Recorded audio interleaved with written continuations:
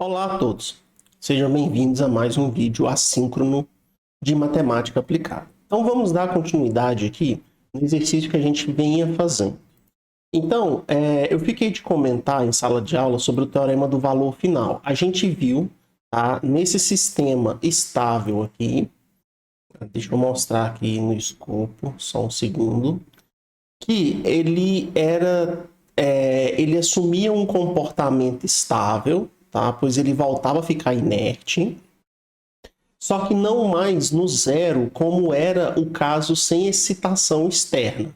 Com a excitação externa, a gente viu que a excitação externa foi o valor igual a 1, a nossa G foi igual a 1, tá? Então, acontece que a resposta do meu sistema, essa resposta aqui, não preciso do 1 aqui, então essa resposta aqui, ela não mais ficava transiente. Então, não ficava mais no zero. Ela passaria a ter um novo valor.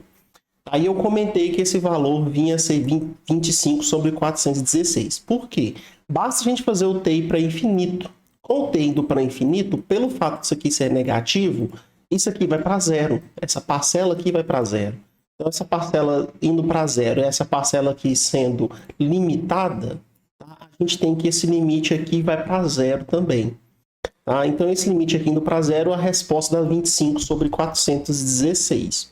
Só que para obter essa resposta, eu precisei calcular, tá, toda a minha transformação de Laplace inversa da função y de s, dessa função que está aqui em cima. Ó. Cadê? Dessa que está aqui. Eu precisei calcular toda a transformada inversa dessa transformada aqui. Porém, existe um jeito mais fácil da gente verificar como que se comporta a resposta no tempo, olhando para o domínio da frequência. Isso é o que o teorema do valor médio afirma. O teorema do valor médio não, desculpa, o teorema do valor final. O teorema do valor final, ele afirma o seguinte: se as funções y e y', ou seja, a função e sua derivada primeira possuem transformadas de Laplace, então nós temos o seguinte teorema: o limite, quando t vai para infinito, da função y de t é igual ao limite, quando s tende a zero, de S que multiplica Y de S. Então, o teorema afirma o seguinte, que para que nós possamos saber como se comporta a função Y de t, a função no tempo, quando o tempo está lá no infinito, basta a gente analisar no domínio da frequência como que se comporta a função S, Y de S quando S tende a zero. Tranquilo? Então, fazendo isso daqui, nós somos capazes de verificar como que se comporta a função. Pelo fato do PVI ser um problema de valor de segunda ordem, tá? Derivada segunda, nós temos que suas funções y e y' vão satisfazer o teorema 1 da transformada de Laplace. Então, elas possuem transformada de Laplace. Então, nesse nosso caso aqui, nós podemos aplicar o teorema do valor final nessa função. Então, pegando aqui o valor final, então, ó, para esse caso, temos que... Então, a gente tem que a nossa y de s é isso que está aqui. Eu vou colocar esse s multiplicando aqui embaixo, tá? Então, s aqui na frente. Tranquilo? Y de s é isso daqui. Então, pelo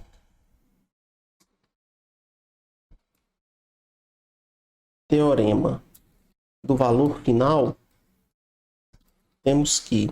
Então, vamos calcular o limite de SY de S, ou seja, o limite de S tendendo a zero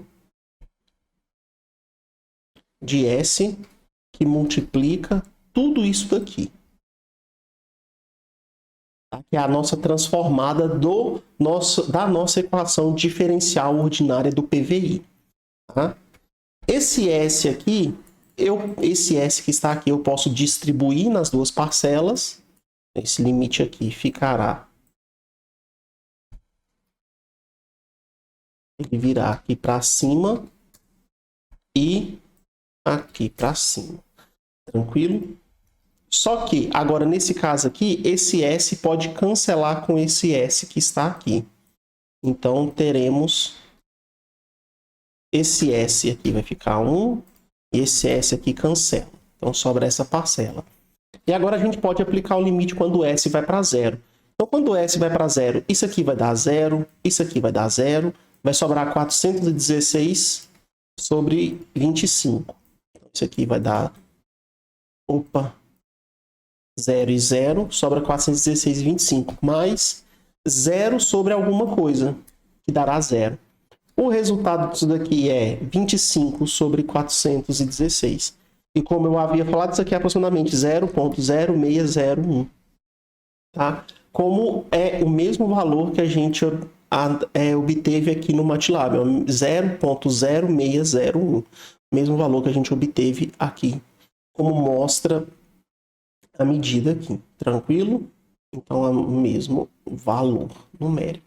Então, o teorema do valor final, ele é extremamente útil para essa função, para que, a partir do domínio da frequência, nós saibamos o que acontece com a função no tempo, tá? Sem precisar calcular qual é a resposta no domínio do tempo.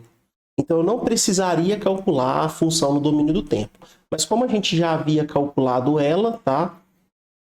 E bastaria fazer o TI para infinito para a gente já obter a resposta. Mas observa que é muito mais fácil fazer aqui essa operação com a transformada de Laplace do que com o TI em específico. Tudo bem?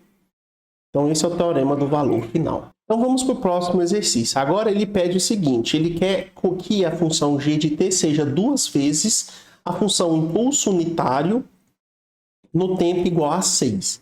Então, a função delta de Dirac para o t igual a 6. Então, o nosso problema ele vai ser a mesma cara do anterior. Então, vamos pegar isso daqui, tá? E vamos carregar para essa questão que está aqui agora. Então, como vimos lá no exercício 1, no exercício A, no caso, vou colocar aqui, temos aqui. Então, a gente tem essa seguinte transformada para a nossa equação diferencial do PVI. Tá? O que vai mudar é o nosso G de S. Então, como que vai mudar? É a nossa G de S, vamos calcular a transformada de Laplace da nossa função dada. Então, temos que... vemos que se a função G é tal que G de t é igual a 2 delta de t menos 6, então a transformada de Laplace da função g, que é a g de s, será dada por, a gente viu, a função g de t, ela será dada por 2, porque temos a constante 2 aqui multiplicando a função, então 2 vezes e elevado a menos 6s. Perfeito? Então a gente viu isso daí. Então a transformada da função impulso unitário é e elevado a menos cs, onde c é a translação no tempo que você tem da função impulso unitário, onde a função impulso unitário é aplicada. Então e elevado a menos 6s. Perfeito? Então com esse valor vamos substituir lá na nossa equação diferencial. Então, logo... Então, pegando aqui a transformada da equação diferencial, vamos pegar esse valor aqui e vamos colocar ele aqui. Podemos, então, distribuir esse valor aqui e aqui. Tá? Então, vamos fazer isso. Então, vamos pegar ele aqui e vamos distribuir ele sobre essa primeira e vezes a segunda. Agora, eu posso colocar o E do lado esquerdo aqui, tá? Para ficar melhor.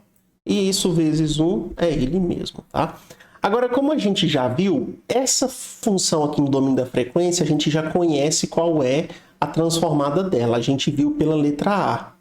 Então, aqui na letra A, a gente viu que a transformada dela, primeiro ela pode ser simplificada para esse termo que está aqui, 1/4 de 4 vezes, já deixa eu copiar aqui, e a sua solução é 1/4 de e elevado a menos 4/5 de t seno de 4t. Então, a gente já viu essa solução.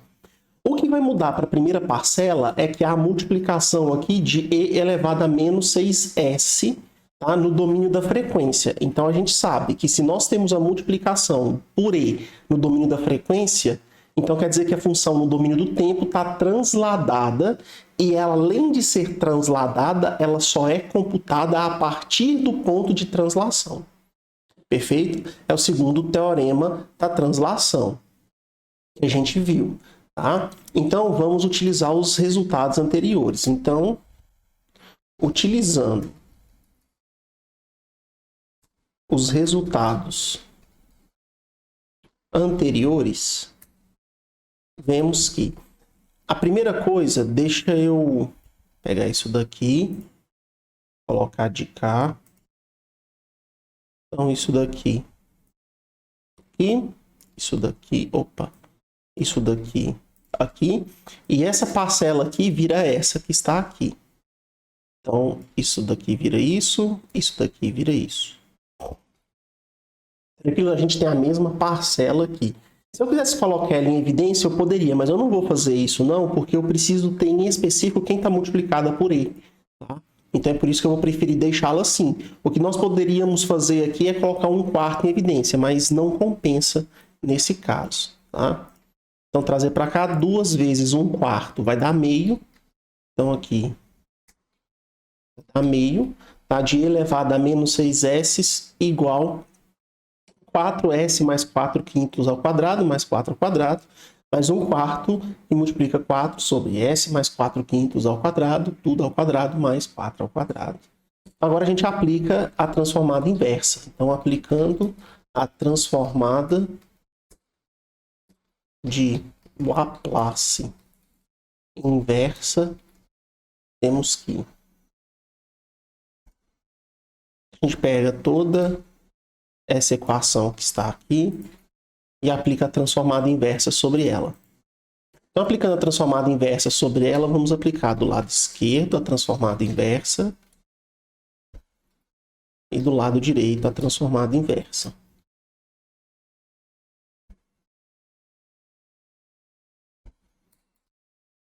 Então, do lado esquerdo, a gente tem que a transformada da função y de s no domínio da frequência vira y de t no domínio do tempo. Tá? E aqui a transformada da soma, eu posso escrever a soma das transformadas. Então, eu tiro essa parcela aqui. E do lado de cá, eu pego, tiro isso. E coloco isso aqui para o lado de fora. Assim como esse termo aqui, eu posso colocar o meio, no caso, também do lado de fora. Tudo bem? Então, vamos lá. Essa transformada aqui, a gente sabe pela tabela. Essa transformada aqui a gente conhece, porque a gente tem aqui uma função transladada no domínio da frequência. Então, a gente sabe que ela vai ser uma função no domínio do tempo multiplicada por e elevado à parcela de translação. Então, nós sabemos dessa parcela aqui que irá se tratar de 1/4 da função seno de 4t, só que multiplicada por e elevado a menos 4/5 de t. Então, essa daqui é a transformada dessa função. Agora, a transformada dessa função que está aqui, ó, a gente vai reparar que nós temos aqui a função e multiplicada por uma outra função. Nós sabemos que pela tabela, a transformada dessa função aqui é a mesma que está aqui.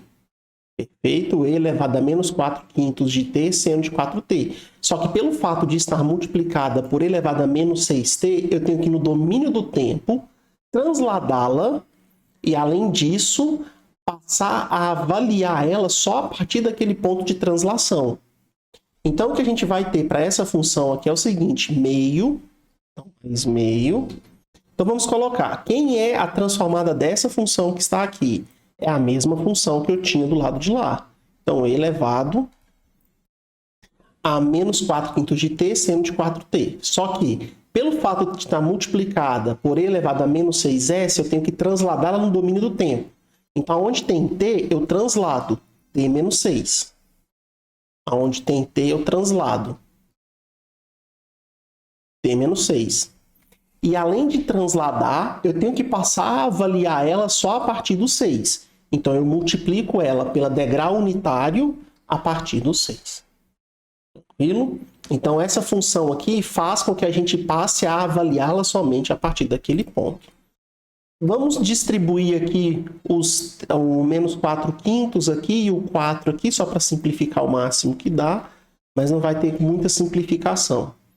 Então, aqui a gente vai ter menos 4/5 vezes t e vezes 6 sobre 5, menos com menos dá mais. 4 vezes 6 é 24. 4 vezes t aqui dá 4 e 4 vezes 6 vai dar 24 novamente. Tá? Então, essa daqui é a minha solução. Então, essa é a solução particular do PVI. Então, a solução particular do PVI com a minha g de t sendo igual a 2 vezes a função degrau unitário. Então, se a gente plotar essa função aqui, ó, o que a gente vai obter é isso daqui. Então, vamos para o MATLAB. Eu vou retirar aqui a função constante 1, tá? E vou carregar essa translação aqui. Deixe-me ver. Essa daqui, deixa eu pegar essa daqui e colocar 6. Função degrau unitário no 6. E deixa eu colocar esse ganho aqui igual a 1. Não, desculpa, ganho igual a 2. Tá? E deixa eu trazer ela lá para a entrada da minha função. Tá? Então, eu vou pegar, então, aqui, ó, uma função degrau unitário no 6, vou derivar ela no tempo, como a gente já tinha visto, tá? Que a derivada da função degrau unitário é a função impulso unitário, tá? Vou multiplicar pelo ganho, que é 2, tá? E vou fazer isso ser a entrada do meu sistema, perfeito? Então, ele entra aqui na parcela mais, tranquilo? Então, vamos lá para o nosso escopo, para a gente poder ver como se comporta. Deixa eu diminuir aqui também. Vou voltar para 10 segundos. Então, voltando aqui para 10 segundos, deixa eu ir lá para minha resposta. Deixa eu tirar as réguas aqui e vamos, então, compilar. Então, o que a gente tem aqui é a saída com uma velocidade inicial de 1, com uma condição inicial. Então, a gente começa a ter a resposta do sistema. Ele vai ficando quase estacionário quando, no tempo igual a 6 segundos, nós damos um impulso unitário. Então, esse impulso unitário, ele exerce uma certa velocidade também, então a gente volta a ter resposta do sistema, ele vai se comportando e vai tendendo a ficar de novo estacionário, tá? Pelo fato do circuito, deixa eu colocar aqui 20 para a gente ver realmente que ele vai se aproximando perto do zero. Tá? Então, voltando aqui. Compilando mais uma vez.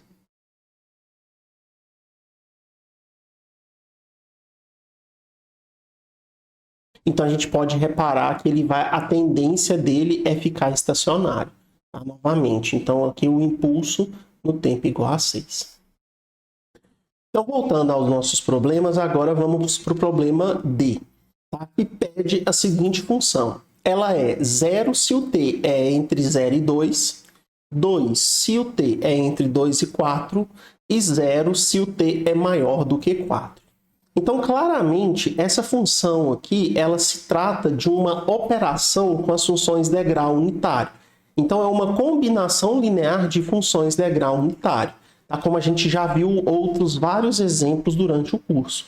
Tá? Então, ó, temos que essa função g de t aparenta ser uma combinação linear de funções degrau unitário. Perfeito? Logo, podemos ver que, para a gente poder ver melhor que combinações que é, eu vou desenhar aqui no meu GeoGebra quem é essa função que está aqui, tá? Então, ó, ela é a seguinte função. Então, ela é a função g de x. Eu vou fazer em x, tá? Então, é se a gente tem 0 menor ou igual a x menor do que 2, ela vale 0. Se a gente tem entre 2 e menor do que 4, ela vale 2. Caso contrário, se ela for maior do que ou igual a 4, ela então vai valer 0. Então, é essa nossa função que está aqui, ó, representada. Aqui, deixa eu colocar em azul.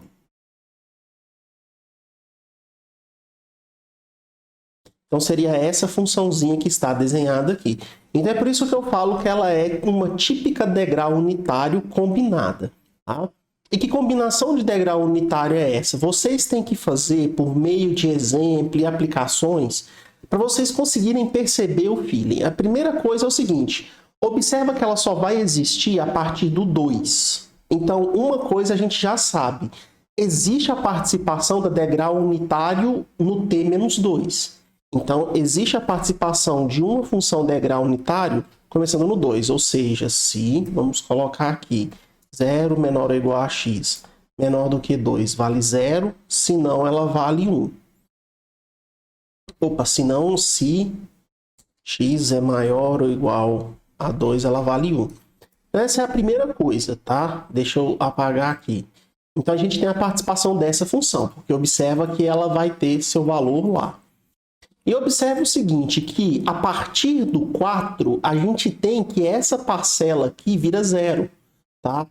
Então, ó, de novo, se eu retiro essa daqui, observa que ela é 1 sempre a partir do 4, mas a minha função original, ela não tem essa parcela aqui, então ela vale exatamente 0. Então, o que eu posso pensar? Eu posso pensar que também há influência aqui da função degrau unitário começando no 4. Tá? Então, eu vou fazer aqui a função degrau unitário começando no 4. Então, vou chamar de U2 aqui de x, tá? Então, se 0 menor ou igual a x menor do que 4, ela vale 0. Ela vale 0. Caso contrário, se o x for maior ou igual a 4, ela vale 1. Tá? Então, a gente pode ter essa função aqui também. Agora, o que a gente deve fazer com essas duas funções aqui para que nós tenhamos essa que está aqui em cima? Tá? O que nós temos que fazer com essas duas? Então, a primeira coisa que a gente pode pensar é na subtração, porque o que acontece? Se eu subtrair uma da outra, observa que as duas elas se equivalem entre 0 e 2. Então, como as duas valem 0 entre 0 e 2, quando eu subtrair as duas, eu vou ter 0. Agora, se eu faço a de cima, que no caso é a U2, tá? A U de t-2, deixa eu até trocar pensando melhor aqui. Deixa eu chamar essas funções aqui de U4 e U2.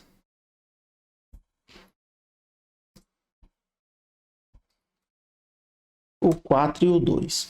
Então, a U4 aqui é a vermelha e a U2 é a roxa. Tá?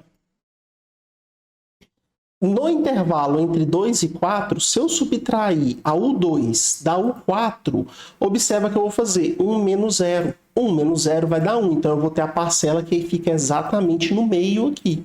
Tá? E por fim, como a partir do 4 as duas elas são iguais a 1, quando eu fazer 1 menos 1 vai dar 0.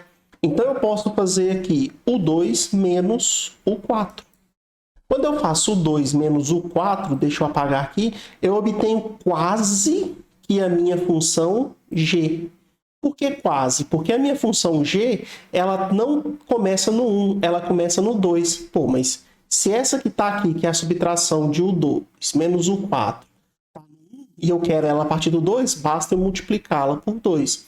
Então, eu pego esse resultado que está aqui, ó, e multiplico ele por 2. Então, vou fazer 2 vezes ele. Então, fazendo 2 vezes ele, a gente obtém exatamente a função g de x. Tranquilo? Então, o que eu posso reparar é isso. É que logo podemos ver que a nossa função g de t é igual a 2 vezes a subtração de duas degrau unitário. U de t menos 2 menos U de t menos 4. Perfeito? Então, nós temos essa função. Pois bem, então com essa g de t, e vemos também E qual vai ser a transformada de Laplace dessa função? Vamos fazer aqui. Então, a gente vai pegar essa g de t, vai colocar... A gente vai pegar a transformada de Laplace dela, certo? Isso aqui vai nos dar a g de s. Então, como a gente viu a transformada de Laplace de uma constante, a gente pode deixar a constante de fora da brincadeira e calcular a transformada da subtração aqui nesse caso. Então, a transformada de u t a menos 2 vai ser e elevado a menos 2s sobre s menos. E a derivada de u t a menos 4 vai ser e elevado a menos 4s sobre s. Então, a gente tem essas duas transformadas de Laplace para as funções de grau unitário, ou, no caso, para a função g de t dado. Tá?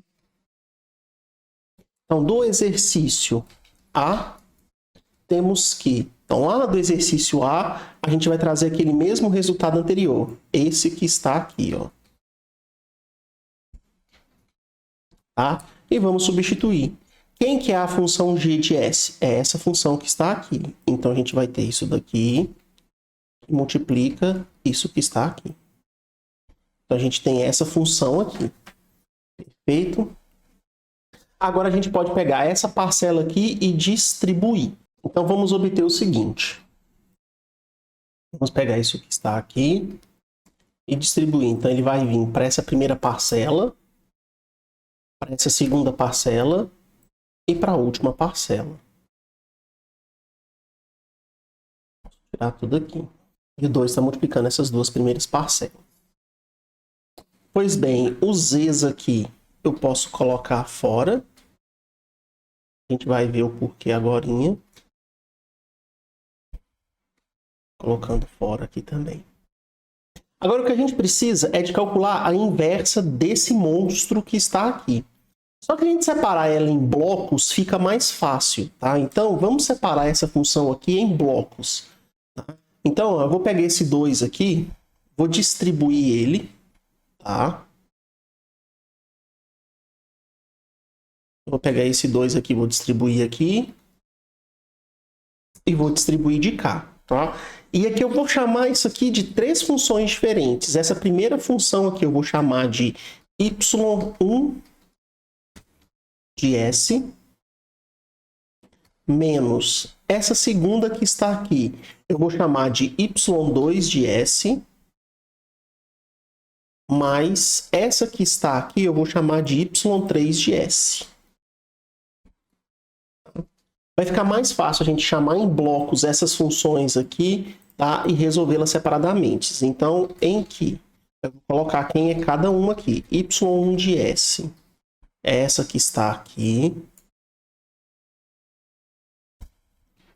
y2 de s é igual a essa que está de cá, sem o menos. E y3 de s é essa que está de cá. Tá? Então, calculando a transformada inversa, calculando a transformada de Laplace inversa, temos que... Então, vamos calcular a transformada inversa da soma y1 menos y2 de s mais y3 de s. Então, vamos colocar aqui transformada inversa de s, transformada inversa de s. Como a transformada da soma ou subtração é a soma ou subtração das transformadas, aqui eu vou ter três transformadas. Então, tira essa, menos essa,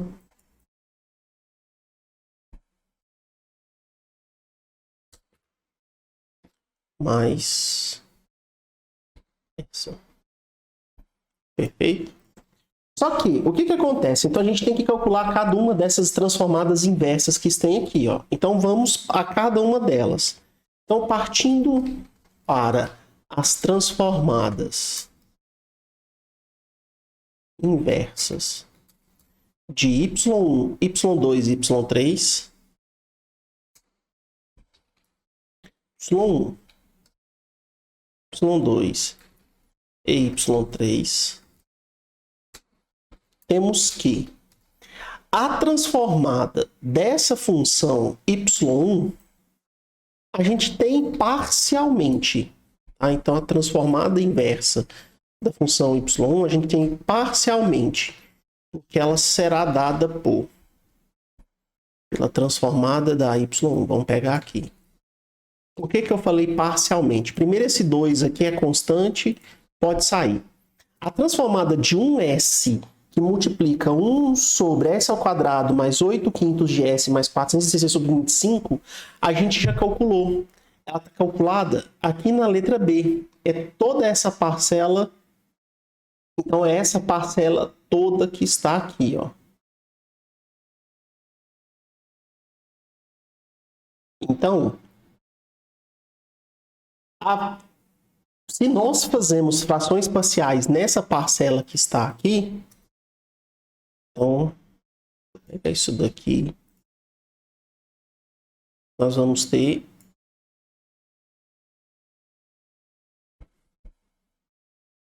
isso que está aqui, ó.